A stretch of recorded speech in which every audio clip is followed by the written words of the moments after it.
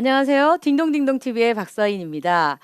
오늘은 부동산에 대한 부분 중에 상가에 대해서 저희가 얘기를 한번 해보려고 하는데요. 자, 우리가 오늘 상가에 대해서 얘기하는 것 중에서 가장 저희가 이제 현실적으로 다가오는 게 지금 있죠. 왜냐하면 코로나 이후로 상가들이 굉장히 많이 비어가고 있어요. 공실 상태에 많이 되고 있는데 이 공실 상태에 되어 있는 것들을 앞으로 어떻게 해서 또 공실 코로나에 맞는 상가들이 입점이 될 수 있는지를 한번 알아보는 시간을 갖도록 하겠습니다. 자, 첫 번째로 자, 코로나 이후에 저희가 이제 건물주가 예전에는 조물주였잖아요. 완전. 그러니까 조물주 위에 건물주. 뭐 이렇게까지 생각할 만큼 굉장히 건물주에 대한 부분에 우상이 있었습니다. 하지만 이번 코로나 이후로 상가가 비어가면서 최근 슈퍼 을이 돼버린 게 바로 건물주입니다. 그러다 보니 여기에 대한 고심이 굉장히 많죠. 그런데다가 세금은 또 많이 올라갔기 때문에 거기에 대해서 앞으로 어떻게 대책을 세울 것인가에 대해서도 한 번 더 고민을 해보는 시간이 될 수 있을 것이라 생각이 듭니다. 자, 보시면 코로나 이후에 텅 빈 상가들 때문에 지금 현재 보시면 아시겠지만 올해 상반기에만 약 4만여 개의 어떤 그 상가들이 폐업을 하게 됐습니다. 근데 그중에서도 가장 많은 것이 거의 반을 차지하는 것이 무엇이냐면 음식점이었어요. 그러다 보니까 굉장히 지금 현재 뭐 명동이나 이런 데 가보시면 뭐 안 가보신 분들은 모르시겠죠. 하지만 저는 이제 가끔 자주 가는데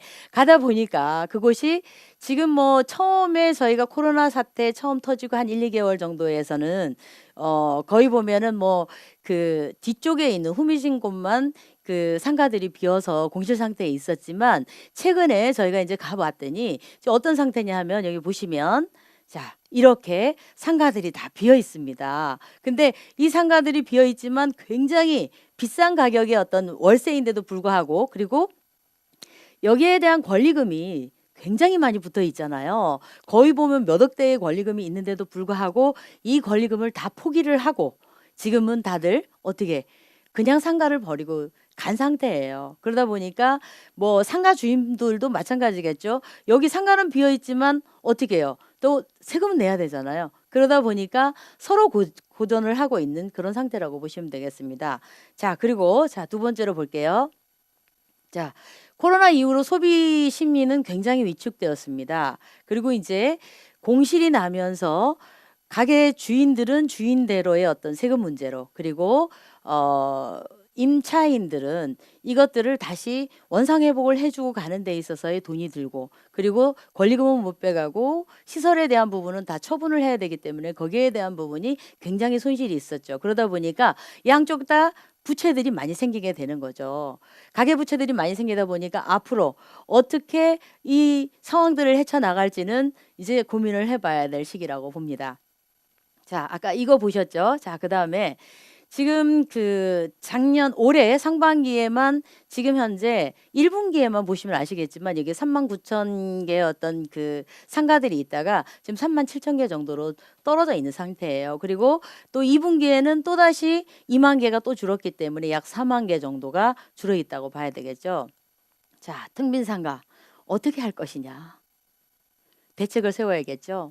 사실 우리가 지금까지 명동이나 뭐 동대문 그리고 보시면 시청이나 강남 쪽에 상가들 빈 거 거의 못 보셨죠?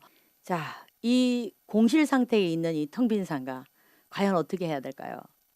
코로나에 맞는 상가들이 들어오기는 해야 되는데 무엇을 넣어야 될지는 누구도 생각을 못 하고 있죠. 그리고 지금 현재 임차인들은 이미 지금 실업 상태에 되어 있습니다. 그러면 이 실업 상태에 있는 이 사람들이 앞으로 무엇을 해야 될지 사실은 막막하거든요. 왜?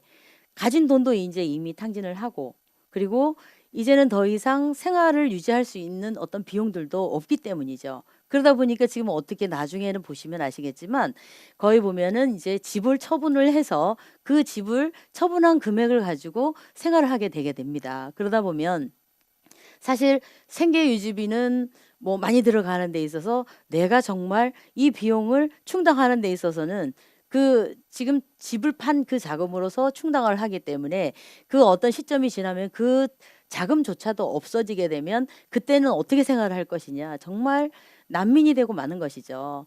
그러다 보니까 우리 뭐 상가를 가지신 분들뿐만 아니라 모든 분들이 이 대책에 대한 부분은 무조건 세워야 된다고 보는데요.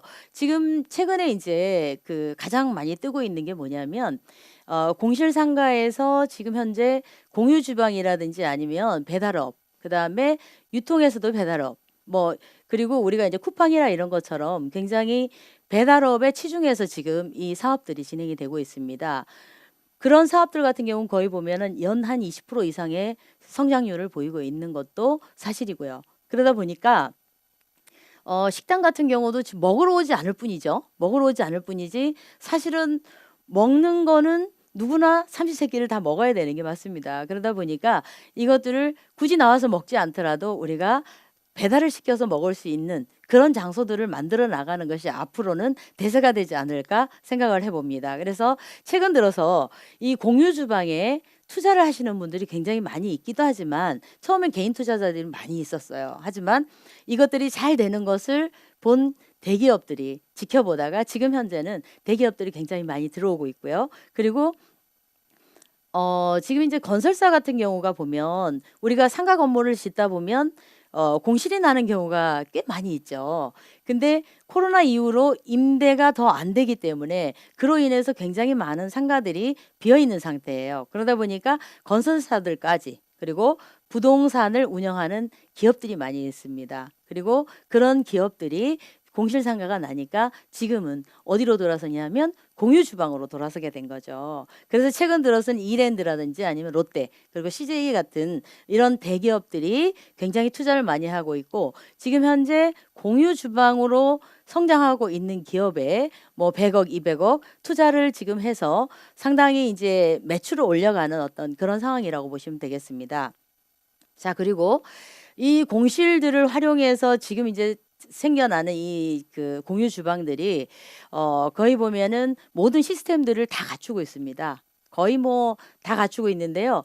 이런 것들이 지금 보시면 아시겠지만 거의 그 주방을 만들어서 우리가 공유 주방이라는 게 뭐냐면 공유 한 5병 정도의 주방에 거기에 모든 시스템을 다 갖춰진 곳에 들어가서 배달업에 대한 그 앱이 붙어서 여기에 프랜차이즈 외식업이 들어오게 되면 그 앱을 통해서 음식을 만들어서 배달을 하는 그런 시스템으로 되어 있는 곳이 바로 공유 주방입니다. 그런데 이곳 같은 경우가 평수가 크지 않고 홀이 필요가 없기 때문에 이곳 같은 경우는 투자 비용이 많이 들질 않죠.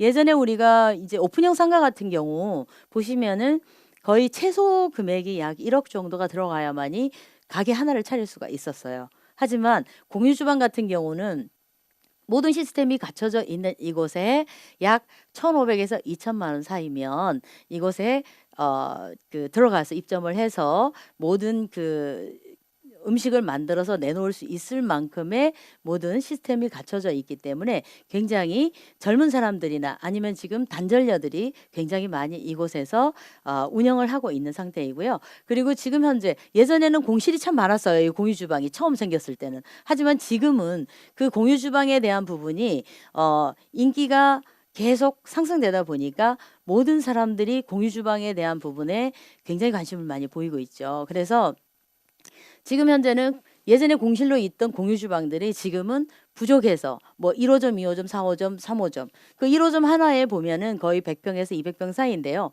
그곳 같은 경우는 약 공유 주방의 형태를 한 10개에서 한 20개 정도를 거의 갖추고 있는 상태로 있어요. 그런데 그런 곳들이 꽉꽉 차서 대기 수요가 있을 정도로 지금은 굉장히 운영이 잘 되고 있는 상태라고 보시면 되겠습니다. 그러다 보니 이곳에다가 투자하시는 분들이 굉장히 많은데요. 저희가 지금 이제 하고 있는 것 중에 코로나 이전에 저희가 이제 상가를 하나를 갖고 있었어요. 남대문 쪽에. 이 상가를 갖고 있었는데 시장이 남대문 시장이라고 하면은 상가 같은 경우는 굉장히 활성화가 되고 잘 되잖아요. 그럼에도 불구하고 코로나가 오니까 이 남대문의 어떤 상태들이 지금 보시면은 뭐 충분히 아실 수 있을 정도로 뭐 코로나 이후에 남대문 시장이 뭐 발길이 뚝 끊겼다. 뭐 아니면 동대문에도 뭐 그렇다. 이런 얘기들을 많이 들을 수가 있습니다. 그러다 보면 방송 한 번만 나오면 그냥 손님이 쫙 끊기죠. 사실 그러다 보니까 남대문도 사실은 많이 죽어 있는 상태죠. 어떻게 죽었냐? 실제 여기에 유입 인구량이 굉장히 많이 줄어 있어요. 하지만 남대문이 좋은 점은 뭐냐 하면 이곳에 지금 현재 장사를 하고 있는 상주 인구만 해도 약 5만 명이 됩니다. 그러다 보니 이 상주 인구만 하여도 충분히 이 공유 주방의 형태에서 운영되는 이 시스템을 가지고 이 5만 명을 상대로 해서 장사를 한다고 하면은 충분히 생산이 있기 때문에 이곳에 공유 주방 형태의 지금 시스템을 갖추고 있는데요. 자, 이곳 같은 경우 앞으로 이제 어떻게 될 것인가가 참 궁금한데요.